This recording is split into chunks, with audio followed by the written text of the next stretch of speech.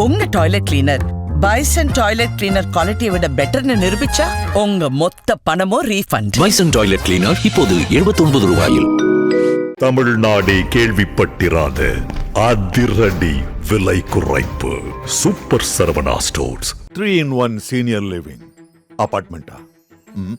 1 senior citizen கான perfect senior living. Number 2 small investment big appreciation. 3 உங்க பசங்களுக்கு ஃபியூச்சர்ல நல்ல ரெண்டல் இன்கம் தர போற ப்ராப்பர்ட்டி. ஸ்டெப் ஸ்டோன் ஆலம் இன் பொள்ளாச்சி நியர் கோவை. அந்த கதை பிடிக்காம போய் அவர் அதை விளையிட்டார். அப்புறம் யார் பண்ணுவா அடுத்த இந்த கதை அப்படின்னு பார்க்குறப்ப ஒரு கிட்டத்தட்ட ஒரு டஜன் டேரக்டர்ஸ் வந்து கதை சொல்லியிருக்காங்க. திருப்பி போய் வேறு ஒரு ப்ரொடியூசருக்காக ஆரம்பிக்கப்பட வேண்டிய என்ன ஆச்சுன்னா, கடைசி நேரத்தில் என்னன்னா இந்த அரசன் படம் வந்ததுல சரி நான் அரசன் முடிச்சு வந்துடுறேன், அது வரைக்கும் நீங்கள் வேற ஒரு படம் பண்ணுங்க அப்படின்னா அந்த ஸ்கிரிப்ட் அப்படியே எடுத்து வச்சுட்டார். சிம்புக்காக எடுத்து வச்சுட்டு வேற ஒரு கதை பண்ணி வேற ஒரு டேரக்டருக்காக பண்ணிட்டு இருந்தாங்க. அந்த ப்ராசஸ் போயிட்டு இருக்கப்போ தான் இந்த மாதிரி ரஜினி படத்துக்கு கதை கேட்குறாங்கன்னு ஒரு கதை சொல்லியிருக்காரு. இந்த கதையை சொல்லிட்டார். ஒரு விஷயம் அது, ஏன்னா ஒரு முதல் படம், அடுத்த படமே ஒரு சூப்பர் ஸ்டார் படம். இது எனக்கு தெரிஞ்சு யாருக்கும் இந்த மாதிரியான ஒரு மேஜிக் நடந்ததே கிடையாது. ஒரு பெரிய ஆப்பர்ச்சுனிட்டி. ஆல்ரெடி அவர் யங் ஹீரோ டேரக்டர் கூட ஒர்க் பண்ண ஆரம்பிச்சார். பார்த்தீங்கன்னா நெல்சன், கார்த்திக் சுப்ராஜ் அப்படின்னு அவங்களோட ட்ராவல் பண்ண ஆரம்பிச்சார். அவங்களோட மிங்கிள் ஆயிடுறாரு. இப்போ டேரக்டர் ஆகிட்டார்னா அவர் டேரக்டர்னா ஷூட்டிங் ஸ்பாட்டில் ஒரு நியூ ஃபேஸ் டேரக்டர், ஒரு படம் பண்ண டேரக்டருங்கிற மாதிரிலாம் கிடையாது. அவர் டேரக்டர், அவர் என்ன சொல்கிறதோ அப்படி பண்ணி போகிறார். கமர்ஷியலாக ஒரு படமாக இல்லாமல் ஒரு முக்கியமான ஒரு மெசேஜ், இந்தியா முழுவதும் கூடிய ஒரு பிரச்சனை, அதை டச் பண்ணி அது எம்எஸ் பாஸ்கருக்கு நேஷனல் அவார்டு. ஏன்னா அவர் ஒரு சீனியர் ஆர்டிஸ்ட் மட்டும் கிடையாது, அவர் வந்து ரொம்ப என்ன சொல்கிறது, எல்லா கேரக்டரும் அசால்ட்டாக பண்ணக்கூடிய ஆர்டிஸ்ட். அந்த ஆர்டிஸ்ட்டு வேலை வாங்கி நேஷனல் அவார்டு வாங்கியிருக்காருன்னா அது அவர்கிட்ட ஒரு மெச்சூர் இருக்குன்னு அர்த்தம் தானே. இதுலேயுமே வந்து இன்னொரு தகவல் என்னன்னா, இதுலேயும் ஒரு கேமியோ பண்ணுறது கமல்.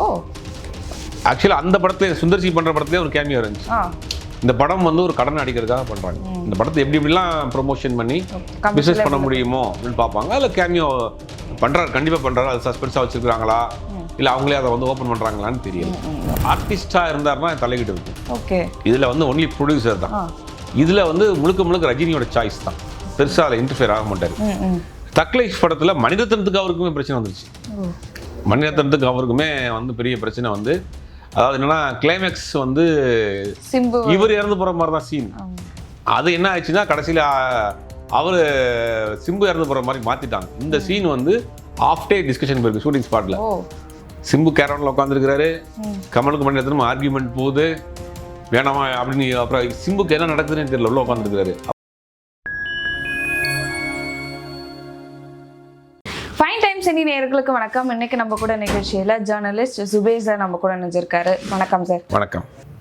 ஸோ ரஜினியோட 173வது படத்துக்கான அப்டேட் வந்திருக்கு அப்படின்னு சொல்றாங்க.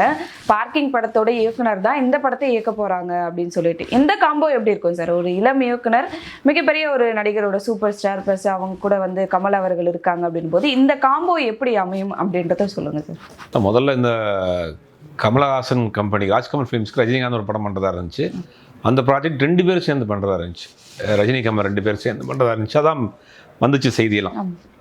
பட் அவர் என்ன பண்ணாங்கன்னா, அந்த படம் ரொம்ப 2 பேரையும் வச்சு ஹேண்டில் பண்ணுறதுக்கு ஒரு டேரக்டர் இல்லை, லொக்கேஷன் இல்லை. அப்புறம் நிறைய டேரக்டர் பார்த்தாங்க. அப்புறம் ஒரு ப்ராஜெக்டாக பண்ணிடுவோம் அப்படின்னு ஃபிக்ஸ் பண்ணி தான் சுந்தர்சியை ஃபிக்ஸ் பண்ணுறாங்க. வேகமாக அடுத்த வருஷம் ஆரம்பிக்கிற படத்துக்கு இப்போயே சுந்தர்சியை கொண்டு வந்து கதை கூட கேட்காம ஃபைனல் பண்ணி அவரை ஃபிக்ஸ் பண்ணி பூஜை இல்லை அந்த அனௌன்ஸ்மெண்ட்லாம் கொடுத்தாங்க. அது பார்த்தீங்கன்னா அந்த படத்துக்கு கதைக்கு ஒரு ஈசிஆரில் வந்து ஒரு ஐடியல் பீச்சில் ரூம்லாம் போட்டு கொடுத்து அவர் கதையெல்லாம் ரெடி பண்ணி அவர் 2-3 கதை சொல்லி அந்த கதை பிடிக்காம போய் அவர் அதில் விளையிட்டார். அப்புறம் யார் பண்ணுவா அடுத்த இந்த கதை அப்படின்னு பார்க்குறப்ப ஒரு கிட்டத்தட்ட ஒரு டஜன் டேரக்டர்ஸ் வந்து கதை சொல்லியிருக்காங்க. திருப்பி போய் அஸ்வந்த் மாரிமுத்து, தேசிங்க பெரியசாமி, நிதிலன் சுவாமிநாதன், ஒரு பெரிய லிஸ்ட்டுக்காக சொல்லியிருக்காங்க. அதில் வந்து பார்க்கிங் படத்தை இயக்கினர். அப்போ தான் சமீபத்தில் ஒரு நேஷனல் அவார்டு வாங்கினார் பார்க்கிங் படத்துக்காக. ராம்குமார் பாலகிருஷ்ணன் ஒரு யங் டைரக்டர். அவர் சொன்ன ஒரு லைன் ரொம்ப பிடிச்சி போச்சு. அதை வந்து அப்படியே கமல் கேட்டிருக்காரு, ரஜினி கேட்டிருக்கிறார், அந்த ஹோல் டீம் கேட்டிருக்கிறாங்க. ஓகே, நல்லா இருக்குது, பண்ணலாம் அப்படின்னா. அந்த படத்துக்கு என்ன ப்ளஸ்னா அது ஃபுல்லாக பவுண்டட் ஸ்கிரிப்டாகவே இருக்குது. அது ஆக்சுவலாக சிம்புக்காக பண்ணப்பட்ட கதை, பூஜையே போடப்பட்ட கதை. பூஜையே போட்டாங்க. ஒரு கையில் நோட்டும் ஒரு கையில் கத்தி வச்சிருப்பாரு. அது வந்து ஒரு காலேஜ் பேக்ட்ராப்பில் நடக்கக்கூடிய கதை. அதில் சிம்பு கதையில் எப்படின்னா அவர் வந்து ப்ரொஃபஸராக வருவார். அந்த அதே காலேஜில் படித்த ஒரு ப்ரொஃபஸர்.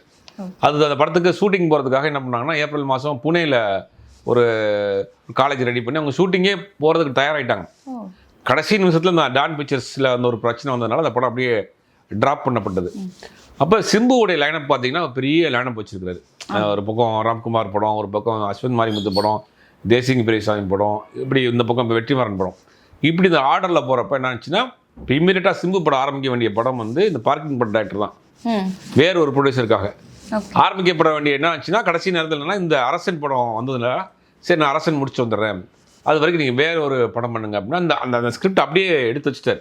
சிம்புக்காக எடுத்து வச்சுட்டு வேற ஒரு கதை பண்ணி வேற ஒரு டேரக்டருக்காக பண்ணிட்டு இருந்தாங்க. அந்த ப்ராசஸ் போயிட்டு இருக்கப்போ தான் இந்த மாதிரி ரஜினி படத்துக்கு கதை கேட்குறாங்கன்னொடனே ஒரு கதை சொல்லியிருக்காரு. இந்த கதையை சொல்லிட்டார். சிம்புக்கு பண்ண கதை சொன்னோடனே அவங்களுக்கு ரொம்ப பிடிச்சி போச்சு. ஓகே பண்ணிட்டாங்க. அந்த கதையை ஆல்மோஸ்ட் 99.99% கன்ஃபார்ம் பண்ணி அதை வந்து அவரை ஃபிக்ஸ் பண்ணிட்டாங்க. அவர் மற்ற வேலைகள்லாம் பண்ணிட்டு இருக்காரு. வர டிசம்பர் 12 அவருடைய பிறந்தநாள் அன்னைக்கு அந்த படத்தை பற்றின ஒரு அனௌன்ஸ்மெண்ட், ஒரு கிளிம்ஸ் வீடியோவும் போடுறாங்க. அது அன்னைக்கே தான் ஜெயிலர் 2 உடைய வீடியோவும் வருது. ஜெயிலர் 2 வீடியோவும் வருது, இதுவும் வருது. அன்னைக்கு இந்த வட்டம் ரஜினி ரசிகருக்கு டபுள் ட்ரீட் கொடுக்க போகிறாங்க. இப்போ மற்ற வேலைகள்லாம் அவர் எங்கெங்கே ஷூட் பண்ணலாம் அப்படிங்கிற மாதிரி அவருக்கு அந்த மற்ற வேலைகள்லாம் பார்த்துட்டு இருக்காரு. ப்ரீ ப்ரொடக்ஷன் ஒர்க்கு பார்த்துட்டு இருக்காரு. இது எப்படின்னா ஒரு காலேஜ் பேக்ட்ராப்ல நடக்கக்கூடிய கதை. என்னடா சிம்பு நடிக்கிற படத்துக்கு இப்போ ரஜினிகாந்த் எப்படா வந்தாரு அப்படின்னு எல்லாருக்கும் அந்த கதைக்கு அப்படியே ஆமாம். கொஞ்சம் அந்த படத்துலையுமே சிம்பு வந்து ப்ரொஃபஸராக தான் இருப்பார். அதில் சிம்பு வந்து ஒரு யங் ப்ரொஃபஸர், இவர் வந்து ஒரு ஏஜ்டு ப்ரொஃபஸர் அப்படின்னு கதையை மாற்றிட வேண்டாம். ஆல்ரெடி ஃபுல் ஸ்கிரிப்ட் வச்சிருக்காரு பவுண்டடா. அந்த படம் தான் இப்படி உள்ள வந்த கதை உள்ள ஒரு வந்ததுக்கான காரணம். மற்ற வேலைகள்லாம் இப்போ வேகமாக நடந்துகிட்டு இருக்கு. அடையமா அடுத்த மாதம் 12 வந்து அந்த பற்றின ஃபுல் டீட்டெயிலே அவங்க கொடுக்க போகிறாங்க. Okay sir. ஸோ பார்க்கிங் மாதிரியான படம் பண்ண ஒரு இயக்குனருக்கு ரஜினி அவர்களை வச்சு இயக்கம் டைரக்ட் பண்ணுறதுக்கு அது ஏதுவாக இருக்குமா? ப்ளஸ் ரஜினி அவரோட படம்னு பார்க்கும்போது மாசான சீன் இல்லை மாசான டைலாக் அப்படின்னு சொல்லிட்டு இருக்கும். அது இவரால் செய்ய முடியுமா? அவரால் இதை ஹேண்டில் பண்ண முடியுமா அப்படின்ற ஒரு கேள்வி இருக்குது சார். அதை நீங்கள் எப்படி நினைக்கிறீங்க? சிம்புவுக்கு பண்ண கதை தான் அது. அவர் யங் ஹீரோவுக்கு அவர் ஒரு ஒரு என்ன சொல்றது கமர்ஷியல் ஹீரோ தான் சிம்பு. அதனால அந்த கமர்ஷியல் எலிமெண்ட்லாம் அந்த படத்துல இருக்கு. அதனால அந்த கதையை ஓகே பண்ணியிருக்காரு. அவருக்கு பிடிக்க போய் தானே கதையை ஓகே பண்ணி நமக்கு நம்ம ஆடியன்ஸ்க்கு இதெல்லாம் இருக்கு, நம்ம ரஜினி ரசிகர்களுக்கு தேவையான விஷயம்லாம் அந்த படத்துல இருக்கிறதுனால தான் அந்த கதையை டக்குன்னு ஓகே பண்ணியிருக்காங்க. ஓகே, இது செட் ஆகுமா? இந்த காம்போ எப்படி அமையும் சார்? ஏன்னா நெல்சன் அவர்கள் பண்ணும்போதும் ரஜினி அவர்கள் வச்சு பண்ணும்போது அவருமே இளம் இயக்குனராக உள்ள வந்தவர் தான். அப்படி இருக்கும்போது இவருக்கு எவ்வளோ பெரிய ஒரு வாய்ப்பாக இது அமையும்? இது எப்படி வந்து அவருக்கு அவரோட கரியரில் ஒரு பூஸ்ட் ஆகிடும்? ரொம்ப முக்கியமான ஒரு விஷயம் அது. ஏன்னா ஒரு முதல் படம், அடுத்த படமே ஒரு சூப்பர் ஸ்டார் படம். இது எனக்கு தெரிஞ்சு யாருக்கும் இந்த மாதிரியான ஒரு மேஜிக் நடந்ததே கிடையாது. ஒரு பெரிய ஆப்பர்ச்சுனிட்டி. ஆல்ரெடி அவர் யங் ஹீரோ டேரக்டர் கூட ஒர்க் பண்ண ஆரம்பிச்சிட்டார். பார்த்தீங்கன்னா நெல்சன், கார்த்திக் சுப்ராஜ் அப்படின்னு அவங்களோட ட்ராவல் பண்ண ஆரம்பிச்சார். அவங்களோட மிங்கிள் ஆயிடுறாரு. இப்போ டேரக்டர் ஆகிட்டார்னா அவர் டேரக்டர்னா ஷூட்டிங் ஸ்பாட்டில் ஒரு நியூ ஃபேஸ் டேரக்டர், ஒரு படம் பண்ண டேரக்டருங்கிற மாதிரிலாம் கிடையாது. அவர் டேரக்டர், அவர் என்ன சொல்கிறதோ அப்படி பண்ணி போவார். கதை கேட்பதில் தான் சில சேஞ்சஸ் சொல்லுவாரே ஒழிய ஸ்பாட்டுக்கு போயிட்டாங்கன்னா அந்த டேரக்டர் என்ன சொல்கிறாரோ அவ்வளோதான். அவர் என்ன சொல்கிறது அப்படியே கண்ணை மூடிட்டு பண்ணி கொடுத்துட்டு வருவார். அதுதான் ரஜினிகாந்த் மட்டும் இல்லை, நிறைய அந்த காலத்தில் உள்ள நடிகர்களுடைய ஸ்பெஷலே தான். உதாரணத்துக்கு ஒரு சம்பவம் சொல்லலாம். ரமணா படம் தினா முடிச்சதுக்கு பிறகு ரமணா படம் பண்ணுறாரு ஏஆர் முருகதாஸ். அந்த படத்தை ஏஆர் முருகதாஸ் வந்து அப்போ வந்து விஜயகாந்த் வந்து அரசியலுக்கு வர போகிறதுனால கொஞ்சம் இந்த மாதிரி பில்டப் சீன்ஸு, புரட்சிகரமான கருத்துக்கள், புரட்சிகரமான பாட்டு வச்சு அந்த மாதிரியான படமாக பண்ணிட்டு இருந்தாங்க வரிசையாக. அந்த நேரத்தில் தான் ரமணா பண்ணுறப்ப ஷூட்டிங் ஸ்பாட்டுக்கு எப்பயுமே விஜயகாந்தோட அந்த நிர்வாகிகள் ஆட்கள்லாம் 10 பேர் வருவாங்க, வந்து உட்காந்துருப்பாங்க. அப்படின்றப்போ இந்த படத்துக்கு வந்துருக்குறாங்க. இவங்க 2 நாள் ஷூட்டிங் பார்த்துருக்குறாங்க. 3ஆவது நாள் என்னங்க படத்தில் ஒரு கேப்டனுக்கு பஞ்சு டேலாக்கே இல்லை, காலை சொல்லிட்டு அடிப்பார், அந்த ஃபைட் இல்லை அப்படின்னு டேரக்டர்கிட்ட போய் இது பண்ண ஆரம்பிச்சிட்டாங்க. உடனே 2 நாள் பார்த்துருக்கேன். 3ஆவது நாள் ஏஆர் முருகதாஸ் போய் கேப்டன் நான் இந்த படம் வந்து வேறு மாதிரியான படம், உங்களுடைய சினிமா கேரியரில் ஒரு முக்கியமான படம் இது, இவங்க வந்து இது மாதிரிலாம் இருக்குன்னு சொல்கிறாங்க அப்படின்னே கேப்டன் அவங்களை கூப்பிட்டு யாருமே ஷூட்டிங் ஸ்பாட்டுக்கு வரக்கூடாது, யாரும் வரக்கூடாது, டேரக்டர் சார் நீங்கள் என்ன நினைக்கிறீங்களோ அதை அப்படியே எடுங்க அப்படின்னு ஒத்துக்கிட்டார். அந்த படம் தான் ரமணா, அவருடைய கேரியரில் முக்கியமான படம். அதே மாதிரி தான் ரஜினியும் சரி, கதை கேட்குறதுல அவர்கிட்ட முன்ன பின்ன கேட்பார் இதை மாற்றுங்கன்னு. பட் கதை ஃபிக்ஸ்ட் ஆகிட்டாருன்னா, ஷூட்டிங் ஸ்பாட்டுக்கு போயிட்டாருன்னா இந்த டேரக்டர் என்ன சொல்கிறாரோ அதை அப்படியே பண்ணக்கூடிய அப்படின்னா ரொம்ப பணிவாக நடத்தக்கூடிய டேரக்டர். அவங்களே சொல்கிறாங்களே, நெல்சனே பல இடங்களில் சொல்லியிருக்காரு, நான் வந்து எந்திரிச்சிருவாரு சாரும்பாரு, எனக்கே ஒரு மாதிரி இதாக இருக்கும். ஏன்னா அந்த டேரக்டர் அவங்க நம்ம மரியாதை கொடுத்தா தான் மற்ற டெக்னீஷியனும் அவங்க மரியாதை கொடுப்பாங்க அப்படின்னு அந்த பண்பு. அதனால தான் அன்றைக்கி வரைக்கும் அவர் சூப்பர் ஸ்டாராக இருக்கிறார். கண்டிப்பா அன்றைக்கி இருக்கக்கூடிய நடிகர்கள் எல்லாமே இன்றைக்கெல்லாம் தான் ஒரு படம் கமிட் ஆனாலே அடுத்த படத்துக்கு டேரக்டரை வந்து படப்படுத்த ஆரம்பிச்சிடறாங்க வச்சு. சமீபத்தில் ஒரு டேரக்டரை வச்சு ஆரம்பிக்கப்பட்ட படம் பாதி படத்தை டேரக்டர் கழட்டி விட்டு அவரே ஹீரோயின் டேரக்டர்னு போட்டுட்ட சம்பவம்லாம் சமீபத்தில் பார்க்குறாங்க. ஆனால் அவங்கெல்லாம் வந்து டேரக்டர்னா அவங்களுக்கு உண்டான மரியாதையை கொடுத்தாங்க. ரஜினியை பொறுத்த வரைக்கும் ஒரு வயது கம்மியானவரோ புதுசோ அப்படிலாம் பார்க்க மாட்டார். டேரக்டர்னு வந்துட்டாருன்னா அவருக்கு உண்டான மரியாதையை கொடுப்பாரு. ராமகிருஷ்ணன் ராம்குமாரை பொறுத்த வரைக்கும் அதை ஹேண்டில் பண்ணிடுவார். ஏன்னா ஆல்ரெடி பண்ண அந்த படத்துலேயே ஒரு மெச்சூர்டான கதையை டச் பண்ணியிருப்பார். கமர்ஷியலாக ஒரு படமாக இல்லாமல் ஒரு முக்கியமான ஒரு மெசேஜ் இந்தியா முழுவதும் இருக்கக்கூடிய ஒரு பிரச்சனை அதை டச் பண்ணி அது MS பாஸ்கருக்கு நேஷனல் அவார்டு. ஏன்னா அவர் ஒரு சீனியர் ஆர்டிஸ்ட்டு மட்டும் கிடையாது, அவர் வந்து ரொம்ப என்ன சொல்கிறது எல்லா கேரக்டரும் அசால்ட்டாக பண்ணக்கூடிய ஆர்டிஸ்ட். அந்த ஆர்டிஸ்ட்டை வேலை வாங்கி நேஷனல் அவார்டு வாங்கியிருக்காருன்னா அது அவர்கிட்ட ஒரு மெச்சூர் இருக்குன்னு அர்த்தம் தானே. கண்டிப்பாக MS பாஸ்கர் மாதிரி கேரக்டர் வந்து என்னென்னா எல்லா கேரக்டரும் கொடுத்தாலும் பண்ணுவாங்க. டப்பிங் ஆர்டிஸ்டாக இருந்தவர் ஆக்டிங்கில் தூக்கி சாப்பிட்ருவார். அவர்கிட்ட இருந்து தி பெஸ்ட்டை ஒன்று வாங்கி அவருக்கு நேஷனல் அவார்டு வாங்கி கொடுத்துருக்காருன்னா அப்போ அதை ஹேண்டில் பண்ணக்கூடிய அளவுக்கு மெச்சூர் இருக்குல்ல, அப்போ இதை ஈஸியாக பண்ணிடுவார். அதெல்லாம் வந்து பிரச்சனையும் வராதுன்னு நினைக்கிறேன். Okay sir. இப்போ கதையெல்லாம் சொல்லும் போது இயக்குனர்களுக்கு வந்து ஒரு இடம் கொடுத்து அவங்களுக்கான ஃப்ரீடம் கொடுத்து பண்றவர் ரஜினின்னு தெரியும். ஆனால் கமல் அவர்கள் வந்து நிறைய இடத்துல நம்ம கேள்விப்பட்டிருக்கோம். அவர் வந்து கதைகளாக இருக்கட்டும் இல்லைன்னா ஷூட்டிங் ஸ்பாட்ல வந்து மாற்றங்கள் கொண்டு வரது அப்படின்னு செய்வார். இதுல அவரோட தலையீடு இருக்குமா அப்படின்ற ஒரு கேள்வி. அவர் ஆர்டிஸ்டா இருந்தாருன்னா தலையீடு இருக்கும். ஓகே. இதுல வந்து ஒன்லி ப்ரொடியூசர் தான். இதுல வந்து முழுக்க ரஜினியோட சாய்ஸ் தான். பெருசா அதில் இன்டர்ஃபியர் ஆக மாட்டாரு. தக்லைஃப் படத்தில் மனிதத்தனத்துக்கு அவருக்குமே பிரச்சனை வந்துருச்சு. மனிதத்தனத்துக்கு அவருக்குமே வந்து பெரிய பிரச்சனை வந்து அதாவது என்னன்னா கிளைமேக்ஸ் வந்து இவர் இறந்து போகிற மாதிரி தான் சீன். அது என்ன ஆயிடுச்சுன்னா கடைசியில் அவர் சிம்பு இறந்து போகிற மாதிரி மாற்றிட்டாங்க. இந்த சீன் வந்து ஆஃப் டே டிஸ்கஷன் போயிருக்கு ஷூட்டிங் ஸ்பாட்டில். சிம்பு கேரவனில் உட்காந்துருக்கிறாரு, கமலுக்கு மனிதத்தனம் ஆர்கியூமெண்ட் போகுது வேணாமா அப்படின்னு. அப்புறம் சிம்புக்கு என்ன நடக்குதுன்னு தெரியல, உள்ள உட்காந்துருக்காரு. அப்புறம் வந்து சொல்கிறா சார் இதில் நீங்கள் இறந்து போகிற மாதிரி தான். இல்லையே கதை கண்ட நாங்கள் இறந்து போகிற மாதிரி சொல்லலையே. இல்லை சார் மாற்றிட்டாங்க, சேஞ்ச் பண்ணிட்டாங்க. சரி ஓகே, 2 பேர் பெரிய டேரக்டர் பெரிய ஹீரோ, நமக்கு என்ன சொன்னதை பண்ணி போகிறோன்னு பண்ணிட்டார். அப்படி வந்து அவர் கொஞ்சம் விஷயத்தில் தலையெடுத்தாலும் கூட ப்ரொடியூசராக வந்து அதில் எதுவும் பண்ண மாட்டாங்க. ஃபிக்ஸ் பண்ணி இப்போ அமரன் பண்ணாங்க அதெல்லாம் எதுவுமே கிடையாது. கதை கேட்பாங்க, பிடிச்சிருச்சுன்னா ஷூட்டிங் ஸ்பாட் கூட போக மாட்டாங்க. அவர் நடிக்கிறதா தானே அவருக்கு எல்லாத்துக்கும் தெரியும், எல்லா விஷயமும் தெரிஞ்சனால சரி இதை பண்ணால் பெஸ்ட்டாக இருக்குமா அதை பண்ணால் பெஸ்ட்டாக இருக்குமாங்கிற ஒரு சஜஷன் கொடுப்பாரு. ஆனால் இந்த ப்ராஜெக்டை பொறுத்த வரைக்கும் ரஜினியோட சாய்ஸ் தான். அவரே ஓப்பனாக சொல்லிட்டாரு என்னுடைய ஹீரோவுக்கு பிடிச்சதை தான் பண்ணுவேன்னு அவரே பேட்டியை கொடுத்தாரு. நான் முதலாளியாக இருந்தாலும் எனக்கு ஹீரோவுக்கு பிடிச்சதான் பண்ண முடியும், நான் முதலீடு போகிறவனா இருந்தால் கூட எனக்கு ஹீரோவுக்கு பிடிச்சது தான். அப்போ ரஜினி பார்த்து டிக் பண்ணிட்டாருன்னா அவங்க பார்த்துக்குறாங்க ஃபுல்லாகவே. அதனால் அவருடைய தலையீடு பெருசாக இருக்காது. ஓகே. இது அதையும் தாண்டி இவர் வந்து தக் லைஃப் படம் எப்படி வந்து அவுட்புட் வந்துச்சுன்றது பார்த்துட்டாரு. ப்ளஸ் இப்போ வர அவர் வந்து கடன்களில் இருக்கிறாருன்றது தெரிய வந்துச்சு. அதெல்லாம் இருக்கும்போது நம்ம தேவையில்லை கொஞ்சம் அமைதியாக இருக்கலாம் அப்படின்றதுக்காக அப்படின்னு கமல் ஒரு முடிவு எடுத்தாரான்றதும் பேசப்படுது சார். இது எப்படி பார்க்குறீங்க?